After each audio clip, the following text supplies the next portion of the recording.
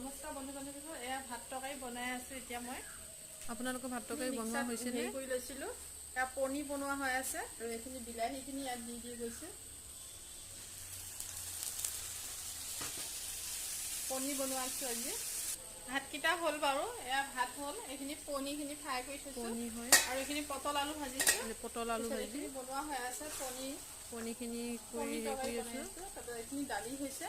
আপোনালোকৰ ভাত বনোৱা হৈছেনে? মই এতিয়া বৰ্তমান বনাই আছোঁ। আৰু মাৰ কাৰণে ৰুটি বনোৱা হ'ব। মায়ে ৰুটি খাব, ৰাতি ভাত নাখায়।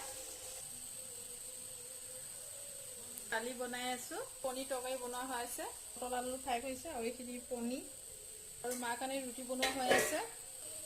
ৰুটি বনাইছোঁ মাৰ কাৰণে। আপোনালোকে দিয়েনে? আমি কিন্তু নেমু চেপি দিওঁ, এনেকৈ দালিত নেমু চেপি দিওঁ, ভাল হয় খাবলৈ, বহুত ভাল লাগে। আপোনালোকে কৰিবচোন সেনেকৈ, নেমু অকণ চেপি দিব লাগে দালিখিনিত, বহুত ভাল লাগে খাই। মোৰ ভাত বনাই হৈছে। আপোনালোকৰ হৈছেনে ভাত বনোৱা? মোৰ এতিয়া হৈছে, লাহে লাহে হৈছে বাৰু। মই ভাত বনালে অলপ ঘূৰিও ফুৰোঁ বাৰু। আটা বনোৱা হৈছে।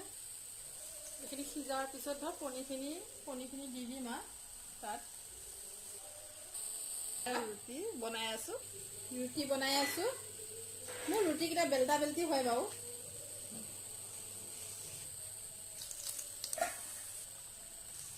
পনীৰ বনোৱা হৈ আছে। পাকঘৰ হৈ গ'ল। এতিয়া খুব গৰম লাগিছে। পাকঘৰত সোমালে গৰম লাগেই বাৰু।